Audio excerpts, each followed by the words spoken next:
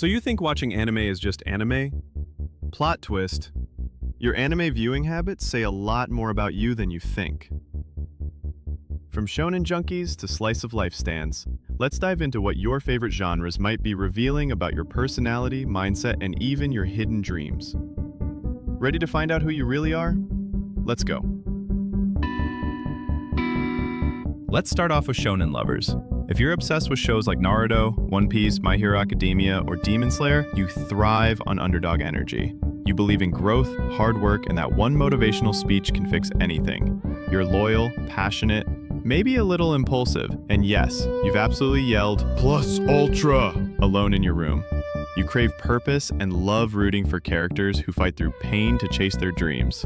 Because deep down, you're doing Now the same. this is what I have to say about slice of life enthusiasts.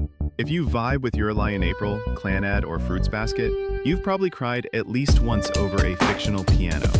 You're thoughtful, introspective, emotionally in tune, and maybe a little nostalgic. You enjoy the little moments in life, the quiet pauses, the subtle growth. You're also someone who values connection over chaos. Life gets loud. You just want a cup of tea and a peaceful emotional breakdown. Now it's time for shoujo and romance fans. If you melt over anime like Toradora, Horimiya, or Kimi ni Todoke, you're a hopeless romantic, no question.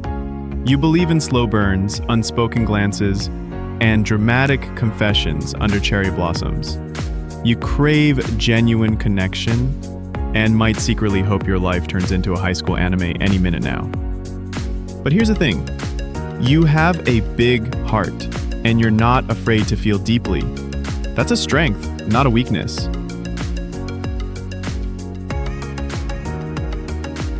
Now, dark and psychological watchers. If you love Death Note, Tokyo Ghoul, Psycho-Pass, or Monster, like me, you're the type who looks into the abyss and goes, interesting. You're analytical, curious, and love picking apart morality, human nature, and the line between good and evil. You probably overthink everything, stay up at 2 a.m. having internal debates, and secretly think you could outsmart Light Yagami. Newsflash, you probably could. But don't write any names in notebooks, okay? Here are one of anime lover biggest problem, isekai addicts.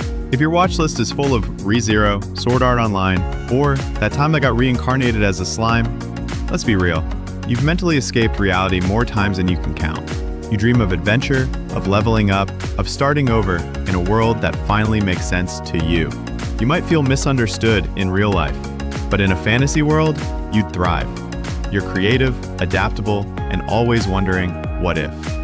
Just try not to get hit by a truck. Time for comedy/chaotic energy. Obsessed with Gintama, Konosuba, or the disastrous life of Saiki K? You live for the weird, the absurd, and the fourth wall breaks. You're probably the funniest person in your group chat, or at least you think so.